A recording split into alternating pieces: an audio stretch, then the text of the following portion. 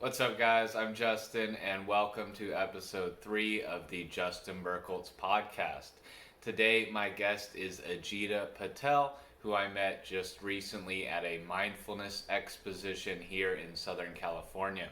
I was actually wearing this shirt for those who are listening. This is a bright purple shirt with a neon turquoise Sri Yantra symbol on it, and must have stood out from the crowd, and she pulled me aside, and we had a really interesting conversation there. So I asked her to come on the podcast so that we could continue that conversation. So why don't you enjoy my interview with Ajita Patel? All right, welcome everybody. I am Justin Birkholz, and this is the Justin Birkholz podcast. And today I have a really exciting guest for you. My guest today is Ajita Patel, who I met just recently at a mindfulness exposition here in Los Angeles, but today she's actually joining me from London. And Ajita is an Ayurvedic doctor and Panchakarma Specialist and Prana Reiki Master. And so she is going to talk to us today about Ayurveda and Panchakarma and kirtan and all of these awesome things that she has been recently introducing me to. So thank you again for joining us, Ajita. Thank you.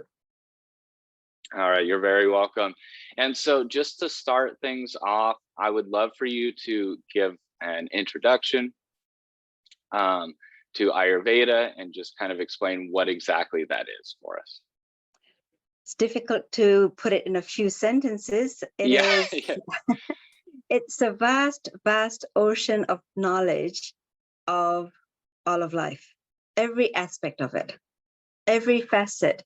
So here we have the understanding of what is going to be harmonious for us and what is going to be disharmonious for us. Here we have the knowledge of how things work, how nature operates, how we can create perfect health. In fact, we can live to our fullest potential and fulfill our highest purpose. And this is incredible because health is defined otherwise as an absence of illness. And here, Ayurveda defines it in such complete and holistic ways that it is not just the health of your physical body and all the systems, but it's a state of mind.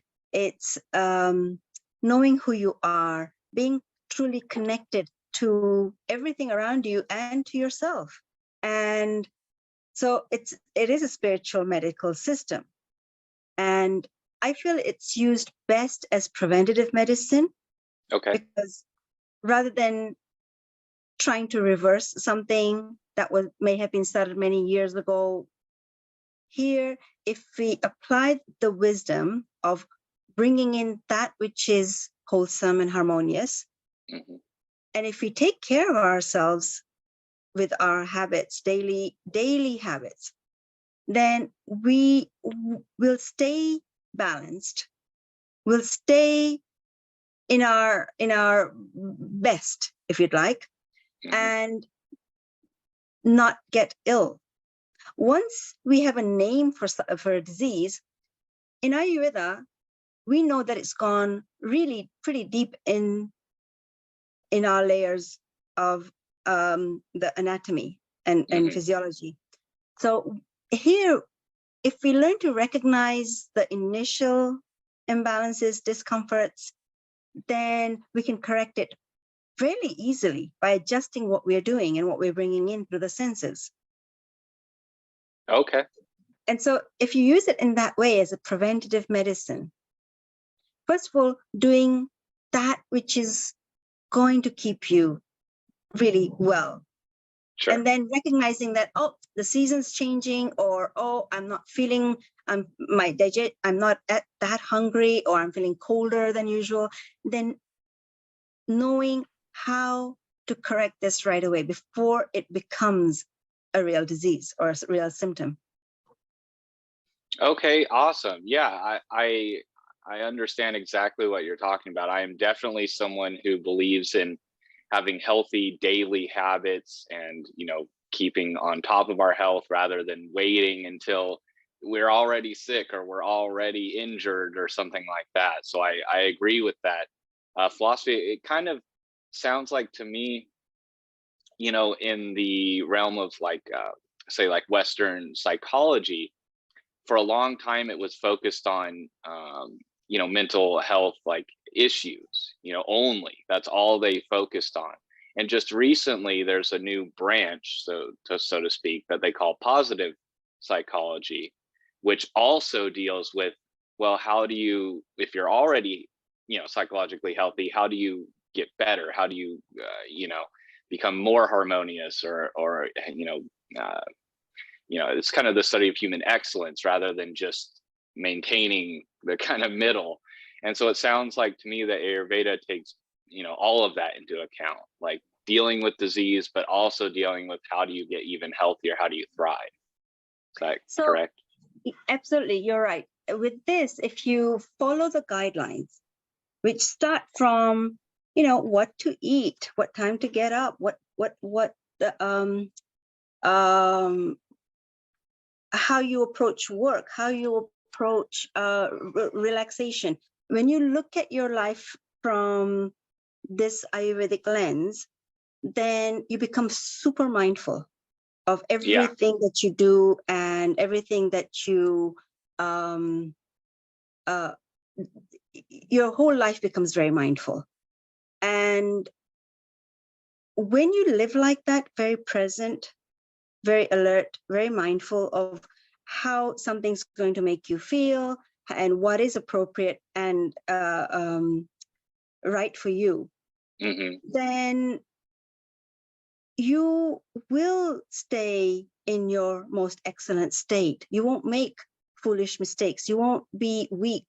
You won't fall into cravings or addictions or so to me, living mindfully, applying this knowledge of what is appropriate for me at this time, in this stage, in this phase. And if I'm not feeling quite, you know, what can I do to bring myself back again, to make sure that my body is really well nourished, that my mind stays calm and positive and content, really content. And what is it? What is it that I can do to keep reminding me of my essence as being pure energy? Because we have so constant reminders that I am what I look like, or I am my age, or I am my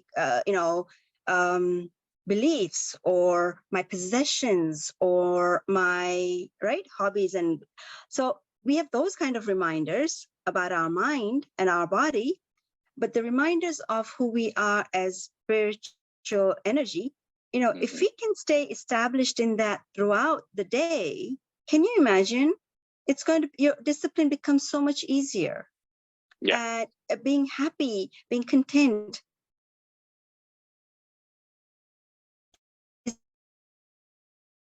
Oh, I think you cut out.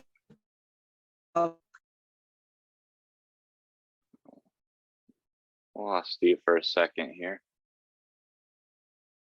Hello, there you are. Can you hear me now? Yes. Sorry. As I said, we've got a thunderstorm going on here, so that might be interfering with the internet. That's okay. So as I was saying, with this wisdom, you are, if you truly practice it, then you are constantly established in the knowledge that you are pure awareness. You're far more than this physical body. And the mind that we usually identify with as being me is really just like your body. It's something that you have, but there is something else that is witnessing your mind.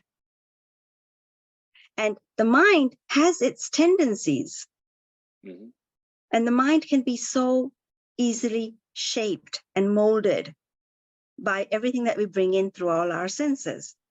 So if we know this, if we know that we can master our mind, whether it's through breath work, whether it's through yoga, whether influencing it through the right foods. If we know this, why would we not take advantage of this knowledge to become the really at our best? Because if you know how to use your mind and tap into its fullest potential, then you are going to live your best life. You are going to live your excellent life. And in this science, the mind is not separate. It's connected to the body. It's connected to the spirit. Everything is interrelated. Mm-hmm. So this science spans the suggestions for foods and herbs and therapies and exercise and all the practices that you do from morning till night, mm-hmm. through every season, through every phase of your life. And that's just preventative medicine. We also have the knowledge of what to do when something goes wrong, which herbs, which therapy, which procedure, which, what treatment plan we bring in that's natural, that's safe, that's effective, that's going to remind the body to heal itself, to fix itself. Sure. Yeah. Because the body is very, very intelligent. It can repair, it can heal for most part if we create the right environment for it. Yeah, I agree. And you reminded me of there's an author, his name is Jamie Wheel, and he's an expert on kind of flow states and stuff like that. And he talks about what he calls 21st century enlightenment. And what he defines that as is the ability to adjust your mental state to be the perfect match for whatever task you're doing at that moment. And so what it seems to me like from Ayurveda is it's very much telling you how to adjust your mind, like very specifically through certain foods or breathing patterns or movements. So it seems like it's not 21st century wisdom, it's much older than that, but it seems like it can have the effect that people are looking for today, right now. This is something people really want, is the ability to adjust their mind. And they know that there's knowledge of how to do that, but a lot of people don't have that knowledge, the specific knowledge, right? So when I saw you speak at the Mindfulness Expo, your talk, I believe it was titled The Effects of Diet on Mood or on Mind, something along those lines. Right. And so you talked about the three gunas, is that correct? Yes. Okay, so it was sattva, rajas, and tamas. And you talked about how different foods fit within those categories and how they affect our mood. So I'd love for you to just give us a brief introduction to what the three gunas are and what that's about. Okay, great. I would love to talk about that. So as I mentioned earlier, the mind and the body are connected, and we are now seeing this, right? And as I also had said earlier, that we can shape the mind or influence the mind through everything that we bring in through all the senses, right? Mm-hmm. Well, one of the biggest things that we do is we eat. Right? 3 to 4, 5 times a day we are eating, right? But what if the food that we are eating is going to be conducive for a calm, alert, positive state of mind? Wouldn't you rather have that rather than something that you bring in that's going to make your mind heavy or dull or overly agitated? Right? Would you, if you knew that if I drink this, this is what's going to happen to my mind. If I eat this, then this is what's the result's going to be. If you knew that, then you, I hope, would make the right choice and say, well, I want to feel good about myself, and I want to have a happy relationship with X, Y, and Z, or happy evening, or so having these types of choices will be better than something else. This is just on the mind. We know that the food affects the body. Yeah. Right? But with the body, whatever taste we really enjoy it's difficult to say no, because the mind comes in and say, oh, just this once. Oh, it doesn't really matter. Yeah. Oh, you got to enjoy life, right? We come up with all these excuses. But if there's a part of you that knows that, well, this is affecting my mind also, right? And if there's a part of you that says, I have some higher ideals and a higher purpose and I want to make the most of my life. I want to be at my best. Then you can have the discipline to say, no, this is appropriate. This is more wholesome for me. This is more nourishing for me. This is what I need, right? So if I'm feeling sluggish, heavy, I got a brain fog going on, right? I want to if I know that I bring in a certain lunch, and that may possibly bring me that alertness, sharpness that I need to be able to think and have this interview afterwards, right? Versus, well, if instead of that, I eat something else, and that's going to make me feel sleepy. Yeah. Intelligently, what choice am I going to make, right? Yeah. It's pretty simple. So the food is categorized into 3 specific categories. Yeah. Pure foods that are going to be conducive for a mind that is pretty calm and alert. Okay. Food that is going to be, and that's called sattva. Sat is truth, honest. Okay. Truth. Well, why?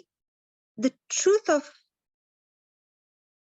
of you is that you are pure, right? So sattva is that which brings out that purity in you. The second category is foods that are going to make you feel a little bit more competitive, a little bit more argumentative, a little bit more hypersensitive, a little bit more prone to getting impatient and angry, right? And this is what we call rajas, activity, agitation, rajasic.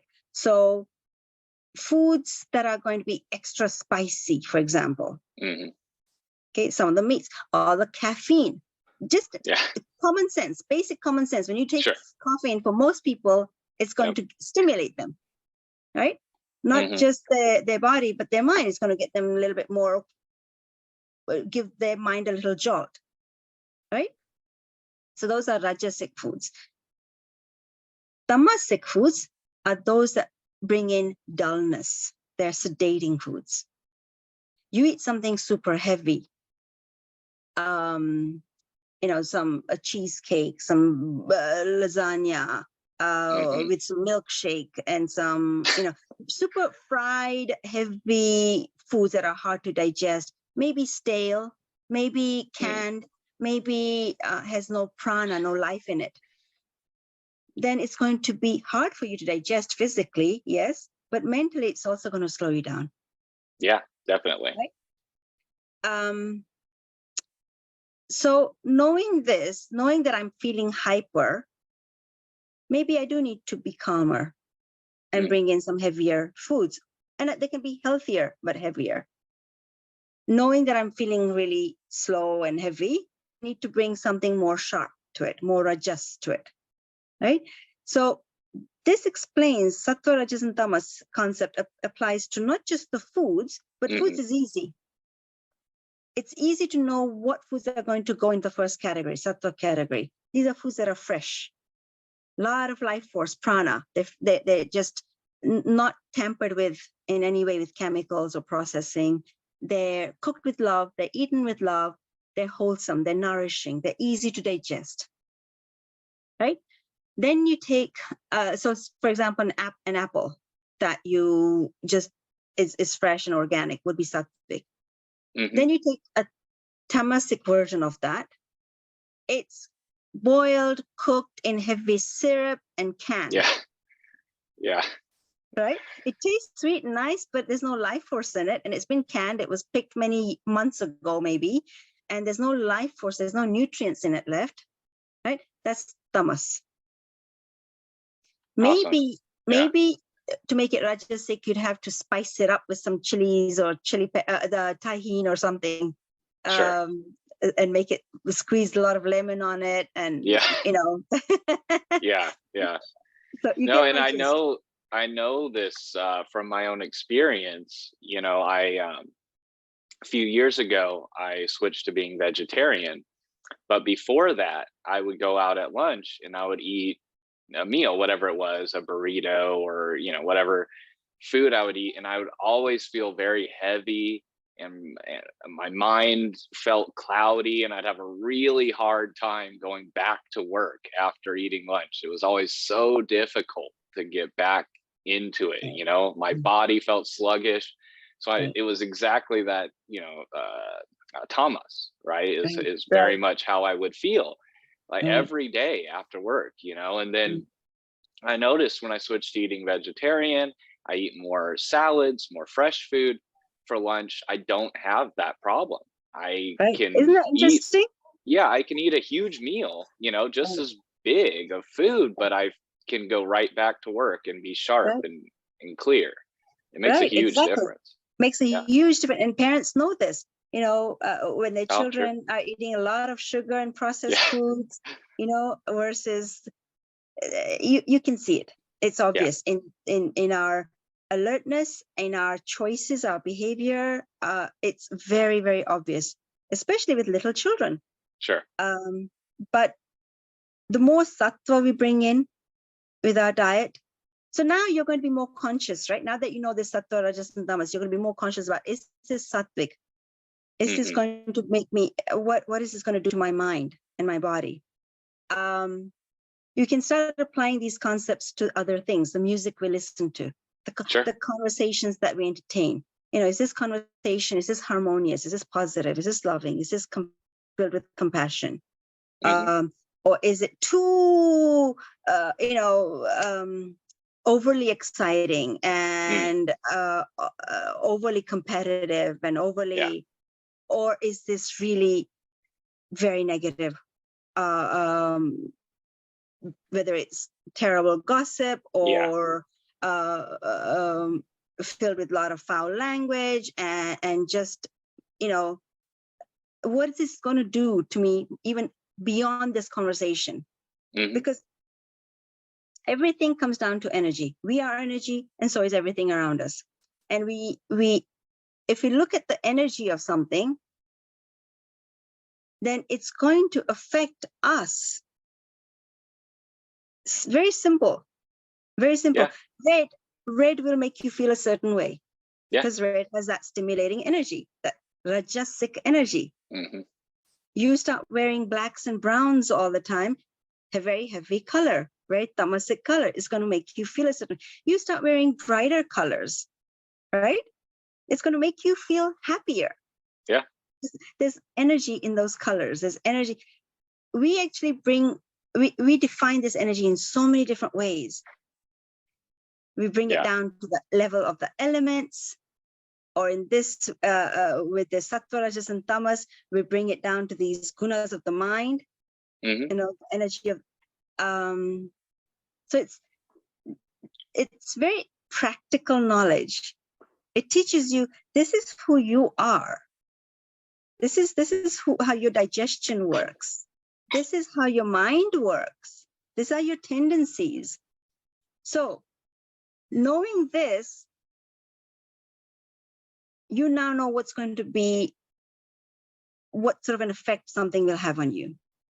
And if you know, it's so practical knowledge. I to really your like body and mind and spirit. I really like how it allows for very specific kind of interventions or actions based on the current circumstances. It's not supposed to be like, well, this is always good, this is always bad. That's not the idea at all. It's not black and white like that. It's more like, well, if this is the state you're in, then you need this to help balance you out. So I like that it's more because we're complex. changing. You're not the same person, the same body and the mind that you were when you were 15 or 5. Yeah, exactly. right? Your digestion is going to go through changes. Even within the day, the energy of the morning versus the energy of the late afternoon is different, right? And so different elements are at play, and the temperature, the changes in time, the seasons, everything's going to change, and these changing factors are going to affect you. Your digestion, your mood, it's going to affect you. And it can be used, knowing this, it can be used to help you decide what is appropriate for you. So between the hours of, in the night, we are meant to be sleeping. Yeah. Because, that's the ideal time to get rest and repair. Early morning is the time to, bring in more sattva, because that is the more sattvic time. So this is going to be more conducive for you to meditate. Yeah.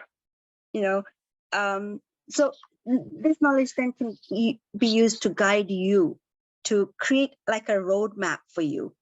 Yes. To, and it's not overly complicated. It's very intuitive, very natural. The language seems difficult. For example, sattva, rajas, and tamas are 3 words, 3 new words. But you got the gist of it within that hour of talk. Yeah. Yeah. Right? And you really now can apply it to anything. If I were to ask you, that burrito that you had, is that sattvic or rajasic or tamasic? You would know. Yeah. Right? Versus that salad. Exactly. Right. Yeah.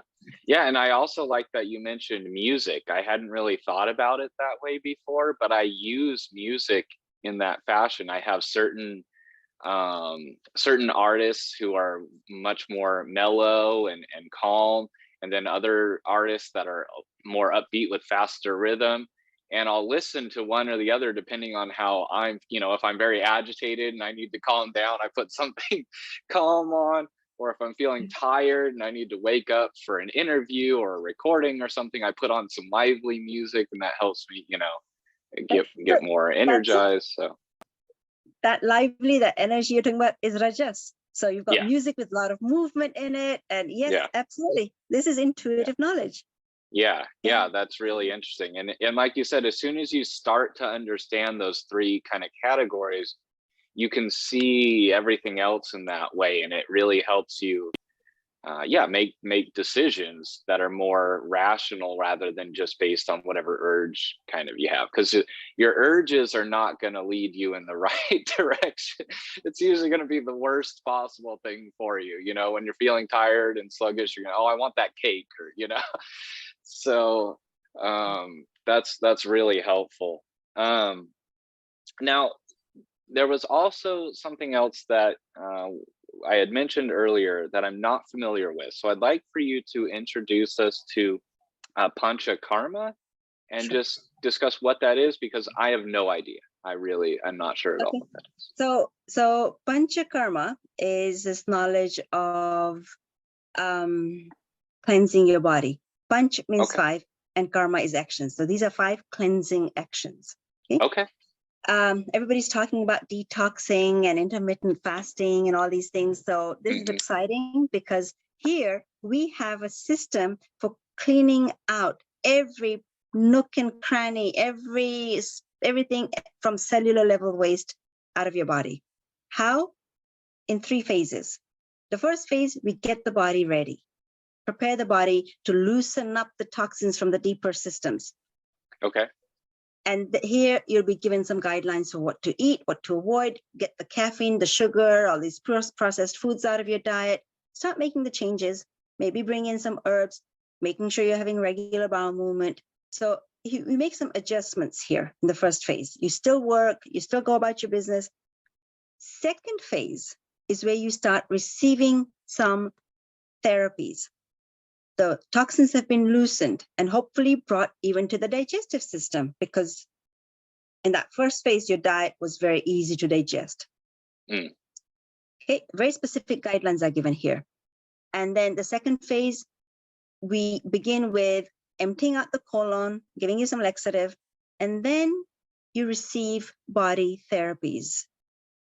Therapies that are going to feel so luxurious, so nourishing, calming, soothing.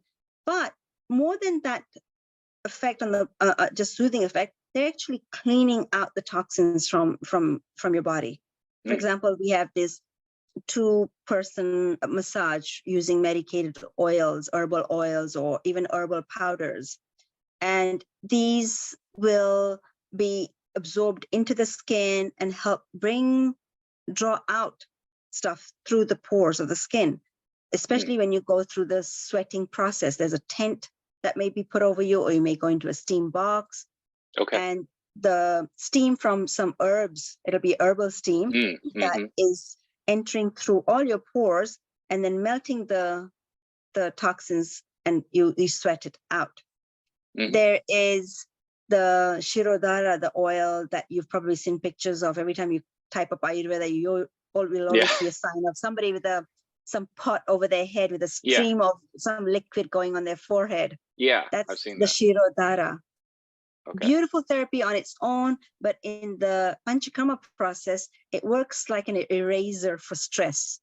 It helps you still that mind, that constantly thinking, cluttered mind. It helps to quieten it down, take you to that meditative state. It helps to balance the energies in your system. Okay, all the energies that cause stress and worry and anxiety, it just grounds you instantly.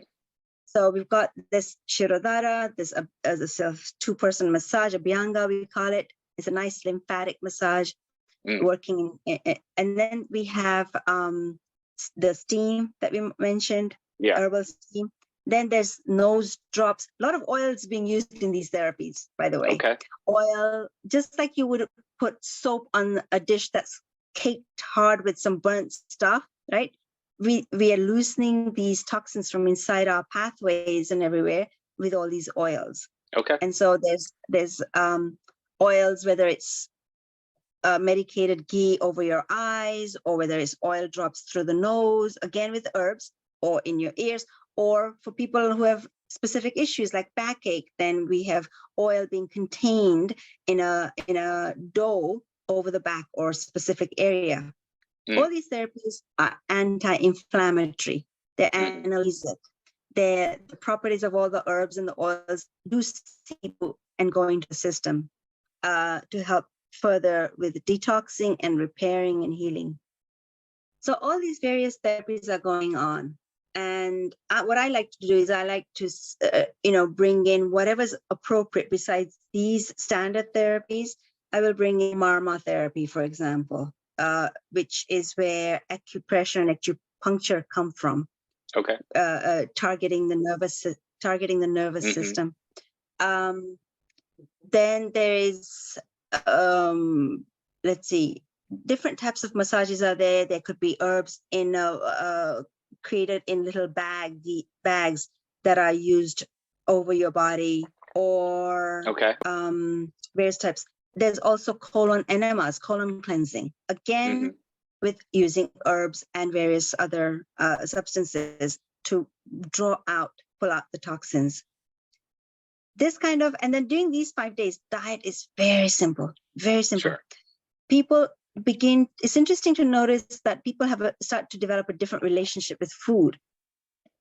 We obsess about food in this country and everywhere, but during these days of Panchakarma, food is very simple, yet people feel very satisfied and very nourished. It's really interesting. Nobody gets, faints or gets depleted in any way. Sure. We don't need to eat as much as we think we do. I agree. And one of the things that I tell people often is that doing something like a short, maybe 24-hour fast or something like that is really helpful for people, because most people never let themselves feel hungry. If they feel hunger at all, they immediately go to eat food. So they think it's like this urgent matter where they have to, eat food. And I tell people, no, you can be hungry for a while. Like, you'll be fine, and it changes the way that you relate to food and the way you relate to the feelings and sensations of hunger if you do like a special diet or a short fast or something. we in Ayurveda, we have some form of fasting or another for everybody, depending on who they are. Some people can fast for longer periods without food. Some people need more, maybe fruits, maybe green juice, maybe, a moderate fast. So again, according to your capacity to fast, your digestive capacity. But fasting is very, very, very preventative, very helpful. And again, it brings you closer to your true self, right? When you hopefully turn inward a little bit during that fast. So during the Panchakarma process, we don't really starve anybody, but we are giving them very, very simple foods, very light foods. And we're cleansing them from, in many ways. So how long does the whole process take? Usually? It can depend on what's going on with you, what we're trying to balance, how deep is the condition. Some places few days, 5 days, some places 21 days. Okay. Most people taking that much time off work is not feasible. So I generally do 5 to 10 days. But traditionally, this is supposed to be done at the transition of the seasons. So for us, it would be at least 3 times a year, we should be doing some sort of cleansing like this. The results are phenomenal. These therapies actually do pull out heavy metals from the body. They do correct digestion. They take out all sorts of toxins. They clear the head. People report that they think more clearly. People report they have more energy. People, we address so much in such a little time. And then, in addition to this, if they also refrain from working and TV and computers and usual running around, and if they use this opportunity to take stock of where they are on their journey, and learn to meditate, do the breath work, pranayam, yoga, all of these things, it really has transformative effect on the person. So that was the second phase. There is one more phase. The third phase is gradually easing back into your routine, which I hope by now would be a wholesome routine. Yeah. Getting up at the right times and eating the right foods and doing the self-care practices, that you've learned. So this really helps you reconnect to yourself, helps you recommit to living in a wholesome way. It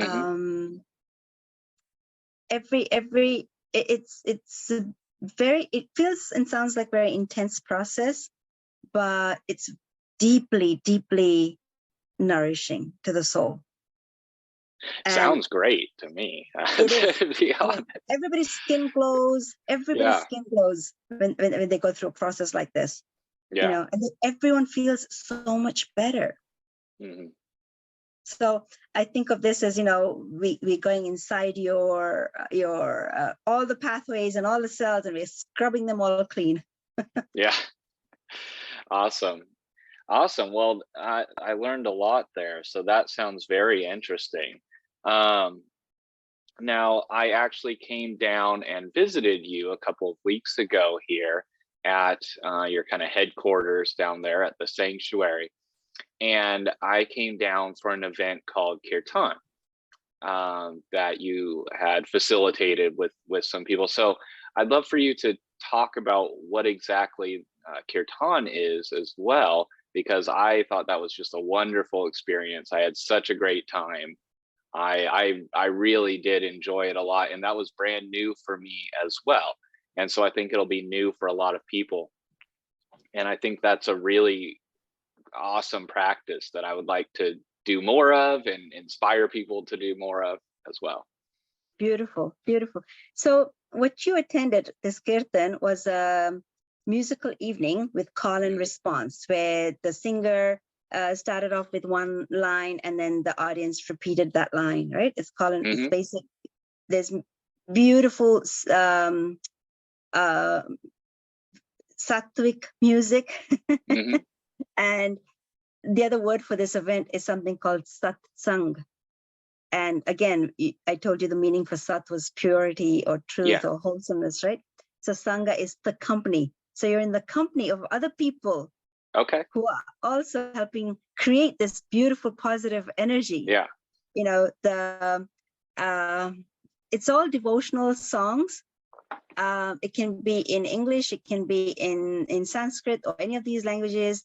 And you're losing yourself in this high vibrations, the music that's created by the music and the words and the devotion and the love that Hmm. you felt. Without even thinking about it, you felt so connected to everybody else in that room that day. Yeah. Right? Yeah. It's such high vibration, meaning it takes you to the highest version of you. You're filled with love. You're filled with just happiness and joyfulness because you're singing. And yes, sometimes it helps to know the meaning of the words, but you don't need to. Even if you don't know the meaning of all the words, it still elevates you. It still uplifts you. Some of the words of the prayers, for example, in Sanskrit, they work just by you hearing those sound waves, without you understanding what they mean. They lift you up. They work at people say it makes them cry, or it just makes them so much, it takes them away from their normal thoughts and normal worries and normal. And unlike other music where it can be,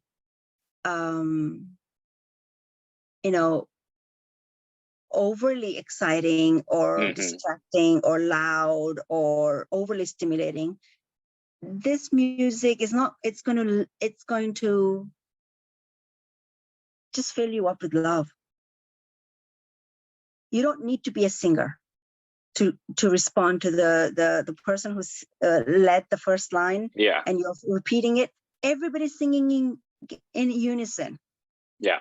And it's not like a choir where you have to have the perfect pitch or anything like that, or you just sing along. A lot of repetitions happening. Usually it starts slow and builds up the tempo and then comes down again. Sometimes there's lots of different instruments. Sometimes people are invited to play those instruments, or if nothing else, just clap, create music with just clapping. And I think it is like therapy, because, if it can make you take you from being depressed or being anxious to feeling calm and joyful, then that's therapeutic.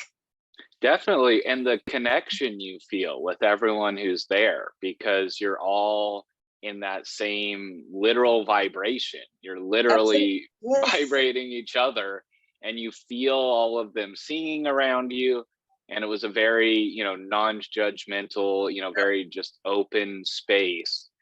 And I like I said, that was totally new for me. I'd never done anything quite like that. And, I'm not like a professional singer or even really, that good or anything, but it was really great. I felt very free, to express myself and join in. And, they would bring us up and dance every once in a while. And I really felt very, very light at the end. And Nice. very much filled with love. And I couldn't stop smiling. And, the whole drive back home, I just felt very, very high energy, very light. Yeah. And what if I say that is you all the time? That is your true nature. And the easiest way to access that, it wasn't through lecturing and learning, going through a course or anything like that, or passively receiving something. It was through a satsang, an hour of singing together. Yeah. Right. Yeah. And that brought you back to yourself. Isn't that just the most accessible way of coming back? Yeah, it was beautiful. So in these times, according to our scriptures, yogic scriptures, satsang is the easiest way to know God. And who is God, or where is God? Right here within you. And so satsang, where we get together like this, group of like-minded people, and whether it's enjoying a discussion or a song, Yeah. And kirtan is through music. The other way of looking at this event that you came to is there are different types of yogas. You've heard of the word yoga, right? Oh, so yeah. most people think of yoga as something that they do on the yoga mat and stretching their body into a pretzel position. Well, there's also something called bhakti yoga. Yes. Bhakti yoga is this yoga of devotion where you cultivate faith, deep faith for God, right? And what you did was cultivating that devotion. That was yoga, bhakti yoga. I'm so glad you mentioned that. I was going to ask you about bhakti yoga because I'm very familiar with the different kind of branches or whatever you call them, paths, I don't know, whatever you want to call them, of yoga. And I've written about it a little bit on my blog even because a few years ago, I did a deep dive into the kind of history and philosophy of yoga. And I realized that it's not just about these postures, that people think of, and there was so much more to it. And one of the paths that I didn't get to dive into very deeply was bhakti. And so I'm trying to learn about that now. Oh, I think I lost you. Oh, sorry. No, I'm back. I'm back. Okay. Sorry. Yes, so sorry. I've been trying to learn about bhakti yoga. And so I've been trying to, I've reached out to a few people online. I have some friends in Mayapur, I think is what it's called, the city in India. That's basically a bhakti kind of capital. And I've been trying to get involved into some events and stuff to try and feel what the actual, experience is like, what that energy is like. And it's very different. That kind of devotional energy is different than what most people think of as yoga, definitely. Yeah, there's karma yoga where you are volunteering, you are serving, you are trying to erase this I and this ego and working without any expectation. That is another form of yoga. So these are very different ways of coming to that truth. Yeah. Of, that you're more than your physical body and your mind, and more than your job or your relationship. You're more than that. And how do you come to know that? But first, we have to erase this I and me and mine, right? We're so engrossed, every thought is just that. Yeah. And how do you move away from that? Well, bhakti yoga, the kirtan that you did allowed you to do that for a while. You forgot your job and you forgot where you were and you forgot your tensions, right? Oh, there was nothing else in the world other than the music and the vibration and the people there. That was all that existed for me for about that hour. It was like everything else was gone. Yeah. Right. Yeah. And so this is really beautiful, because if you stay in this vibration all day, how would your life change? It would be pretty nice. Right? Wouldn't you call that excellence? Wouldn't you just call that? I think so. Yeah, definitely. Right. And so all of these various paths lead to that. And Ayurveda is also all about that. It's when we forget, who we really are. And when we get caught up with life's drama and me and mine and you and yours and I'm separate, and we get more and more and more boxed in. Yeah. And when we forget that we already are complete and content, we have everything that we need already within us. And really, the true love is that love that we feel. Yeah. Right? And that love is unconditional. And that love is limitless. And that comes from within us. It's not from something outside of us. Right? When we can stay established in this, then we will make harmonious choices. Of eating food that we can digest, that is appropriate for us, and choosing activities that are going to keep us balanced. and really take care of ourselves. We don't take care of ourselves at this level. Yeah. We sit for too long. We eat the wrong foods. We think it's convenient or our lives really, even though we've got all these gadgets and everything, and we're so advanced, we've complicated everything. And the most simplest things of, when to go to bed, we've forgotten that. Yeah. The simplest things of going out in the sun and for children playing outside, Yeah. natural, simple thing. These things we are forgetting more and more and more, and now spending more and more time doing things that is rewiring our brain and creating deformities in our spines. Yeah. Yeah. So very literally. Very literally, right? So Ayurveda brings us back to this knowledge of how do we take care of this body? Yeah. How do we take care of this mind? How do we stay firmly established in this knowledge, in this highest vibration? How do we use our time and energy wisely? Yeah. Because we all have the same time, same 24 hours, right? Yep. How do we use this wisely so that we stay in this highest vibration? Yep. Yeah, I love that. Yeah. This is Ayurveda. This is it. Thank you so much for all of that. Now, I was just hoping before we end this today that you might go over one pranayam technique Let's do this. Okay, with us. Yep, sure. I'd love to do this. This one is a really funny one. You're going to make the sound of a bee, okay? Like a humming bee. Okay. And you're going to look up the scientific studies on it afterwards. Because we'll need a lot more hours of talking. But this is some other exciting thing about Ayurveda right now is that we have science to back it up. Yeah. Yes, it's thousands of years old, thousands of years old, but now modern science is proving it. Yeah. And not just the herbs, not just the body therapies, not just the yoga, but even with breathwork and meditation, we're seeing the results. So I'm going to show you one breathwork technique that's really exciting and fun. Get your shoulders relaxed. Watch me do it first time, and then you join me in the next time, okay? And then we'll do 3 rounds of it, okay? Okay. All right. So relax your shoulders, relax your belly, relax your facial muscles. I'm putting my fingers over my eyes. My index finger is above my eyebrows. The thumb, watch me first. Okay. Watch me.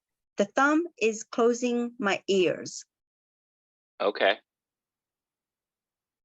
And now I'm going to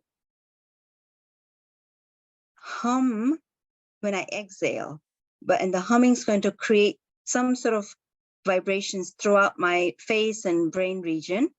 Mm. So I begin first with an inhale through the nose, and then and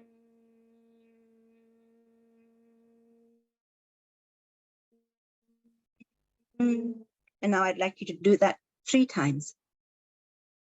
Okay, so you're just inhaling through the nose and then exhaling through the mouth while you're humming. I'm exhaling through the nose. You're exhaling through your nose. Oh, okay. And I'm humming at the same time. And I want you to be able to hum loud enough so that you can feel it all over. Vibrating? Yeah. Vibrating. Okay? Go for it 3 times. Okay.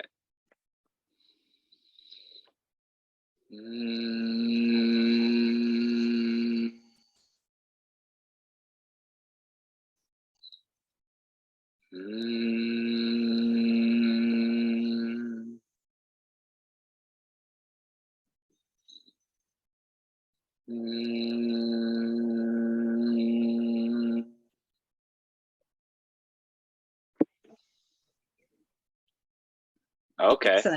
Excellent. That breath is great for depression, anxiety, for improving your cognitive abilities, your memory, your attention. It will make you feel good. It'll literally, and why? Go look up the studies. It's so exciting. Yeah, that was very interesting. So is there a name for that specific technique or? No, the word for the bee is Brahmari. Bumblebee. Brahmari? Yeah. Brahmari, the bumblebee, or if you can call it the bumblebee breath. Bumblebee breath. Yeah, that was a new one. I've Or never in tried Sanskrit, that. What was that? In Sanskrit, it's called Brahmari breath. Brahmari breath. Okay, awesome. Thank Brahmari you. breath. Yeah, And that felt very science has interesting. proven that, yes, that breath causes, the humming causes the release of certain chemicals from your brain. And these chemical changes in the brain is what makes you feel uplifted. There's actual real chemical hormonal changes happening caused by the humming, the nasal humming. Definitely. Yeah, definitely. I could feel the vibration after like a second kind of center somewhere inside my skull. And it definitely felt like, it kind of felt like exercises that people do to stimulate the vagus nerve that has that kind of calming effect. It seemed like it might be having an effect kind of like that is how it felt to me. But you really, you feel that vibration activate something, something inside my skull for sure. Do that for a few minutes every day and you will see the difference for yourself. You'll experiment on yourself. There's no side effects. There's nothing harmful about this. You only get a lot of positive results. Yeah. Awesome. Well, thank you so much for that demonstration as well. I know our time here is about up. So once again, thank you so much for joining me and going over all of this. I'm sure we'll have to come back for round 2 at some point because I know there's much more that we could talk about, going more into yoga and even more techniques or more specifics. But this was awesome. Great. Thanks for having me, and I would love to come back. Yeah, I think this was a really great introduction to everything. Now, before we go, just let people know where they can find you. Okay. So I have a clinic, an Ayurveda clinic and Panchakarma clinic in Orange County. It's called The Sanctuary in Tustin. And I've also have a school called the Institute for Ayurveda. And this is where people come to study to become practitioners. And so I teach all about the food as science and all about the Ayurvedic philosophy, the origins, and right all the way up to the clinical portion. We do all the body therapies at the center, consultations, yoga, pranayam, meditation classes, all of this. And in the school, we have the academic portion and we give certificates for Ayurveda practitioners. Okay, and is that school available online or is that just in person? It is both online and in person. It's both hybrid version.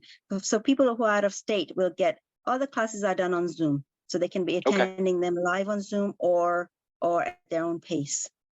So Institute for Ayurvedic Medicine. And if they just look up the sanctuary in Tustin, it'll lead them to that also. Okay, great. Yeah. So for anyone who's interested, I went to the sanctuary down in Tustin and I got to see it. And it was a really awesome space. I saw you had rooms there for massage and Reiki and other therapies. And you had an herbal room in the back that looked very interesting to me. I saw lots of jars of all kinds of herbs and spices, which is something I love. And then the space where we did the kirtan as well. And so if anyone wants to, they can look up the website. It was the Sanctuary.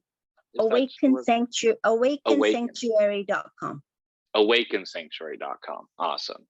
Yeah. And then from there, they can find your institute as well, right? Yes. Awesome. Well, thank you, Ajita. I hope you have a wonderful rest of your day. And thank you again for joining me. Thank you. Bye-bye. All right, well, that's it for today. I hope you enjoyed my conversation with Ajita. If you did, make sure to hit the like button for me. Subscribe if you haven't already. Rate my podcast if you're listening to it on one of the platforms that allows you to do that. And once again, thank you so much for watching or listening. I really do appreciate your support. And another shout out to my patrons who have been supporting me. If anyone else would like to contribute, I'll have a link to my Patreon below, as well as a link to my latest book, Luna, that I just published. And you can pick up a copy, and that would be a great way to give back and support my efforts here. Hope you all have a good day, and see you again soon.